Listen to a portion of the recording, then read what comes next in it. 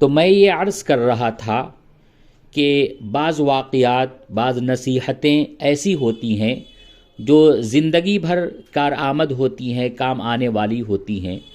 چنانچہ اس موقع پہ میں عرض کر دوں کہ ایک باپ نے شادی کے وقت خاص طور سے اپنی بیٹی کو تنہائی میں بلا کر کے اس کو یہ نصیحت کی کہ بیٹی، تو اپنے خاوند کے لیے، اپنے شوہر کے لیے بیوی اور ماں کا کردار ادا کرنا۔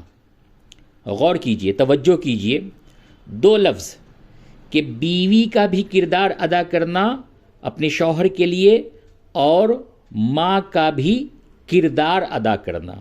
کیا مطلب ہے کہ دیکھو، بیوی تو تم ہو ہی، مگر ہر مرد کی مثال بڑے بچے کی مانند ہوتی ہے، اور یہ 100% ٹھیک بات ہے، لوہے کی لکیر ہے۔ مرد جتنا بھی بڑا بنتا پھرے، گھر میں اس کی مثال بڑی عمر کے بچے کی جیسی ہوتی ہے۔ تو بیوی کو اپنے مرد کو بھی اسی طرح سنبھالنا ہوتا ہے جس طرح چھوٹی عمر کے بچوں کو سنبھالنا ہوتا ہے۔ تو بیوی یہ نہ سمجھے کہ بس میں خاوند کی ضرورت پوری کر دی، میں نے کھانا بنا دیا۔ اچھی بیویاں وہی ہوتی ہیں جو خاوند کی ہر چیز کا خیال رکھتی ہیں، جس طرح ماں ان کی ہر چیز کا خیال رکھتی ہے، اچھی بیویاں بھی اپنے خاوند کی ہر چیز کا خیال رکھتی ہیں۔ تو اس ماں نے دیکھو کتنی پیاری نصیحت کی اپنی بیٹی کو کہ بیٹی، تو اپنے خاوند کی بیوی اور ماں کا کردار ادا کرنا، وہ خود بخود تمہارا محتاج ہو جائے گا۔ جس طرح دلہن کو یہ نصیحتیں کی جاتی ہیں، اسی طرح دولہے کو بھی نصیحتیں کی جاتی ہیں۔ چنانچہ ہمارے حبیب حضرت محمد مصطفیٰ صلی اللہ علیہ وسلم نے جب اپنی لاڈلی بیٹی حضرت سیدہ فاطمۃ الزہرا رضی اللہ عنہا کا نکاح کیا تو طبرانی شریف کی روایت ہے کہ آپ نے حضرت علی رضی اللہ عنہ سے فرمایا کہ دیکھو، فاطمہ تمہاری ہے، بشرطے کہ اس کے ساتھ تم ٹھیک طریقے سے رہو۔ نبی علیہ السلام نے ان الفاظ میں بہت بڑی حقیقت موجود ہے۔ فرمایا کہ فاطمہ تمہاری ہے بشرطے کہ تم اس کے ساتھ ٹھیک طریقے سے رہو۔ اس حدیث پاک سے پتہ چلتا ہے کہ بیوی تو خاوند ہی کی ہوتی ہے، وہ تو اپنے ماں باپ کو، بہن بھائیوں کو، اپنے میکے کو چھوڑ کر، قربان کر کے اس خاوند کے لیے آ چکی ہوتی ہے۔ اب یہ خاوند پر منحصر ہے، اگر وہ اس کے ساتھ حسن سلوک کا معاملہ کرے تو گھر آباد ہو جائے گا، اور اگر بیوی کو مس ہینڈل کر لے تو گھر برباد ہو جائے گا۔ تو اس حدیث پاک سے پتہ چلا کہ گھر کا آباد کرنا نہ کرنا یہ خاوند پر منحصر ہے، شوہر پر منحصر ہوتا ہے۔ جو خاوند اپنی بیوی کو محبت دے، پیار دے، اس کی ضرورتوں کو پورا کرے، تو اس لڑکی کا دماغ خراب ہے کہ وہ اپنے گھر کو آباد نہیں کرے گی۔ آخر وہ اپنے گھر کو چھوڑ کر کیوں آئی؟ ہمارا تجربہ یہ بتلاتا ہے کہ کلمہ پڑھنے والی ہماری مسلمان بچیوں میں سے 100 میں سے 99 بچیاں جب اپنے گھروں سے چلتی ہیں تو وہ اپنے دل میں نیت لے کر چلتی ہیں کہ میں نے گھر کو آباد کرنا ہے۔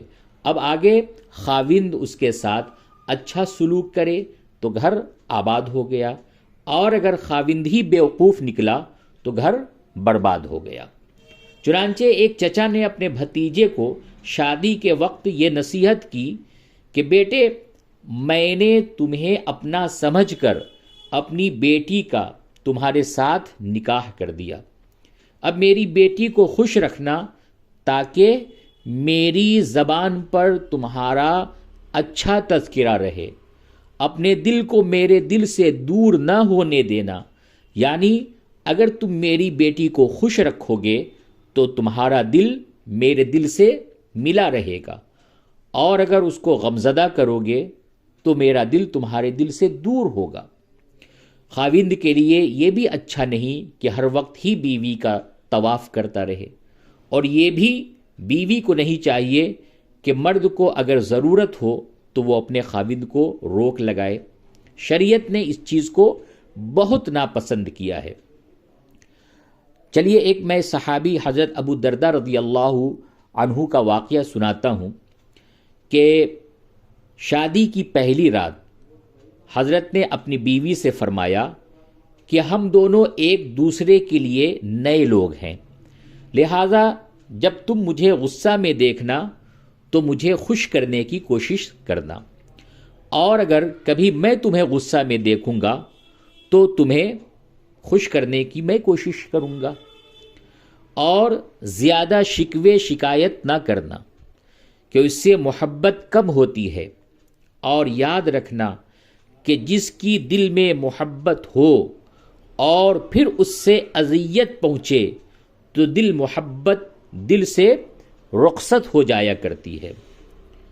کیا فرمایا کہ یاد رکھنا کہ جس کی دل میں محبت ہو، جس کی دل میں محبت ہو اور پھر اس سے اذیت پہنچے، اس سے تکلیف پہنچے تو محبت دل سے رخصت ہو جایا کرتی ہے۔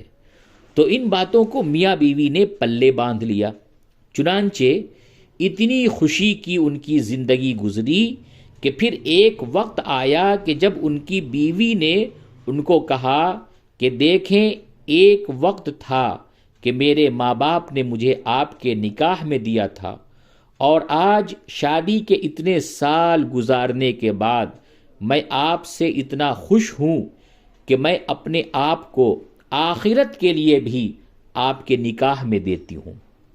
کیا مطلب یہ تھا کہ میں اتنا آپ سے خوش ہوں کہ حدیث پاک میں آتا ہے کہ میاں بیوی جنت میں اگر جائیں گے، عورت اپنے آخری خاوند کے ساتھ جنت میں جائے گی، تو اگر آپ کی وفات بھی ہو گئی تو میں آپ کے بعد دوسرا نکاح ہرگز نہیں کروں گی، اور میں جنت میں بھی آپ ہی کی بیوی بننا چاہوں گی۔ یہ ہوتی ہے پرسکون اور ازدواجی زندگی۔